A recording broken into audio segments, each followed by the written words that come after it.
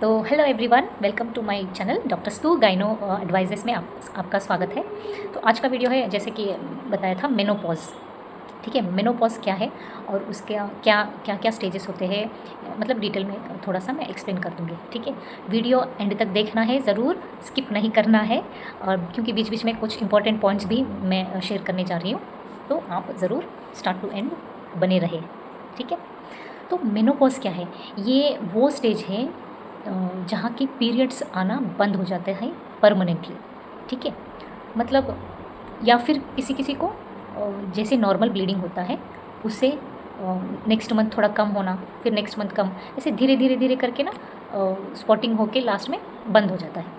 अगर उसके बाद 12 महीने तक अगर आपको पीरियड्स आना बंद हो जाते हैं तो आप समझ लेना कि you are going to enter in menopause stage. ठीक है, तो ये होता है मेनोपॉज इन शॉर्ट। ठीक है, तो ये कौन से एज में होता है ऐसा? तो एक्चुअली होता है 45 टू 55 ईयर्स में। 45 ईयर्स से स्टार्ट होता है, धीरे धीरे धीरे 55, किसी को 55 ईयर्स तक मतलब पूरा बंद हो जाता है। तो अगर इंडिया में देखा जाए तो आजकल एज मतलब अर्ली मेनोपॉज सिम्टम्स देखा जा रहा है। वैसे एज है 45 टू 50 तक, या फिर ऐसा मतलब अर्ली हो रहा है। ठीक है, बिकॉज ऑफ लाइफस्टाइल, स्ट्रेस, काम, भागा दौड़ी। ठीक है, पहले के ज़माने में उतना स्ट्रेस वगैरह नहीं लेते थे, मतलब, और आपको सबको पता भी है कि आजकल कितना भागा दौड़ी लाइफ हो रही है, स्ट्रेस हो रहा है, नींद, लैक ऑफ स्लीप हो रही है, नींद नहीं लेना, ये सब चीज़ें कहीं ना कहीं रीज़न हो रहा है मेनोपॉज में। तो ये यहाँ पे, तो इसके बाद कुछ स्टेजेस होते हैं मेनोपॉज के भी। उसमें जो होता है मेनोपॉज, पेरी मेनोपॉज, मेनोपॉज और पोस्ट मेनोपॉज। ठीक है, ये 3 स्टेजेस होते हैं। और उससे पहले मैं आपको सिम्टम्स बताऊंगी। ठीक है, याद रखना सिम्टम्स। अगर आपको इसी कोई सिम्टम्स रिलेटेड है, लग रहा है, तो आप खुद समझ जाना कि आप एक मेनोपॉज स्टेज में एंटर कर रहे हो। ठीक है, मेनोपॉज जो है वो एक डिसीज़ नहीं है।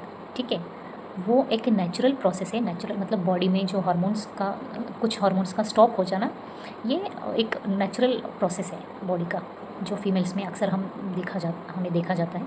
तो उसके सिम्टम्स कुछ हैं ऐसे कि इरिटेट हो जाते हैं। ठीक है, या फिर लैक ऑफ कंसंट्रेशन, किसी भी चीज़ में मन नहीं लगना, छोटी छोटी बातों पे इरिटेट हो जाना।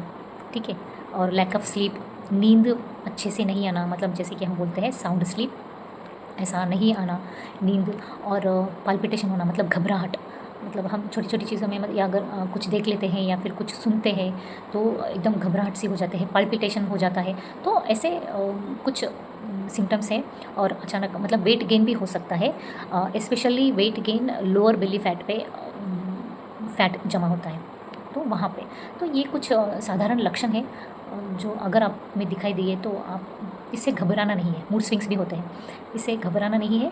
सिर्फ डाइट और लाइफस्टाइल से ना आप एकदम स्टेबल रख सकते हो बॉडी को। थोड़ा सा मतलब जैसे कि योगा करना चाहिए, मेडिटेशन और डाइट भी फॉलो करना चाहिए। मैं आपको कुछ योगास इंट्रोड्यूस करूँगी, आप सेव कर लेना वीडियो को, या फिर देखते रहना कि कौन से योगासनास में बताने जा रही हूँ, और क्या डाइट फॉलो करना है और क्या अवॉइड करना चाहिए डाइट में। ठीक है, तो पहला है, मैं अभी फूड्स बताती हूँ, बेस्ट फूड्स इन मेनोपॉज। ठीक है, मेनोपॉज में जो होते हैं ग्रीन लीफी वेजिटेबल्स, और जैसे कि ग्रीन लीफी वेजिटेबल्स में आते हैं पालक, मेथी, ब्रोकली, ये सब हरी सब्जियां बहुत ही ज़्यादा इम्पॉर्टेंट है और बॉडी को वैसे सपोर्ट भी करता है।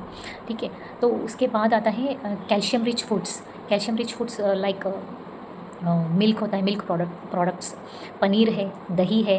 अगर नॉनवेज खा सकते हो तो आप एग्स खा सकते हो, डेली 2 एग्स। ठीक है, तो उसके बाद प्रोटीन्स में होता है दाल, और मतलब जो आप घर में दाल होते हैं, या फिर उसको मतलब प्रोटीन में देखा जाए तो एग्स में ज़्यादा मतलब आप पाया जाता है प्रोटीन्स, और दाल में। ठीक है, सभी प्रकार की दाल में आप खा सकते हो। और दूसरा आता है नट्स एंड सीड्स में। नट्स में एज़ यूजुअल बादाम और अखरोट, ये आप खा सकते हो, बट लिमिटेड में। आप मतलब बादाम आप रात को भिगो के आप खा सकते हो, सोक्ड बादाम। कुछ भी खाना हो आपको एक लिमिट तक खाना है। मतलब मैंने बोला है आपको कि ये सब खाना है तो एकदम नहीं खाना है, मतलब ज़्यादा कुछ भी चीज़ इस एज में कोई भी चीज़ एकदम लिमिट में करना चाहिए। ना कि खाना या फिर आप योगा करते हो तो ओवर योगा, मतलब कोई मतलब जोश में आ जाके योगा स्टार्ट कर देते हैं, मतलब कैसे भी कर लेते हैं, उससे कमर में मोच आ जाते हैं। मतलब प्रॉपर, इसलिए मैं बोल रही हूँ प्रॉपर तरीके से मैं आपको एडवाइस दे रही हूँ, सजेशन मैं कर रही हूँ। आप सेकंड ओपिनियन मतलब नज़दीक अगर कोई गायनेकोलॉजिस्ट है तो आप उनसे जाके एक बार ओपिनियन ले सकते हो, या फिर योगा एक्सपर्ट अगर कोई है योगा सिखा रहा है तो आप उनके पास जाके प्रॉपरली अंडर गाइडेंस आप स्टार्ट कर सकते हो।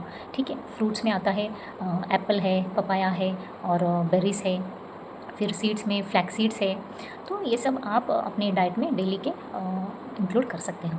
ठीक है, अभी योगा में ये है डाइट में जो खाना चाहिए और जो नहीं खाना चाहिए वो मैं बताऊंगी। एक्सेस शुगर नहीं खाना चाहिए, और मतलब शुगर के जो रिलेटेड है, मतलब स्वीट्स है, चॉकलेट्स है, शुगर नहीं खाना चाहिए। अगर चाय कॉफ़ी भी पी रहे हो तो ओवर नहीं पीना चाहिए, ज़्यादा कप, मतलब दिन में 4-4 5-5 बार कॉफ़ी पी लेते हैं, उसमें अगर शुगर रहता है तो बहुत ही प्रॉब्लम खतरनाक हो सकता है।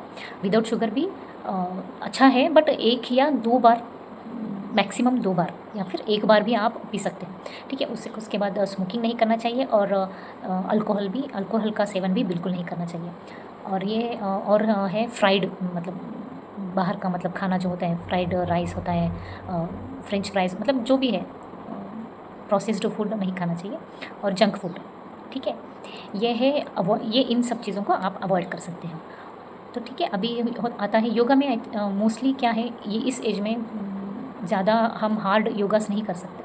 ठीक है, डेली आप 30 मिनट्स वॉक कर सकते हो, या फिर आप मेडिटेशन कर सकते हो, प्राणायाम है, आप अनुलोम विलोम है प्राणायाम में। मतलब ऐसा, मतलब ये भी एकदम से स्टार्ट नहीं करना है, धीरे धीरे धीरे करके आप स्टार्ट कर सकते हैं।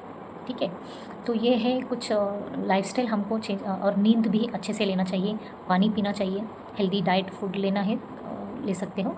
तो इससे अब हमारा बॉडी जो एकदम कंट्रोल में रहता है, और मेनोपॉज का जो स्टेज है आप हैप्पीली आप उसको कंटिन्यू कर सकते हैं।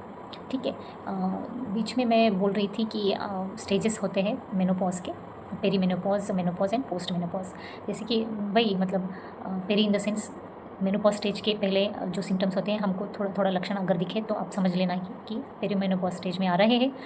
अगर पीरियड पूरा बंद हो गया तो मेनोपॉज, और मेनोपॉज के बाद फिर एकदम से मतलब कम्प्लीटली बंद हो जाना, वो भी एक मेनोपॉज का स्टेज है।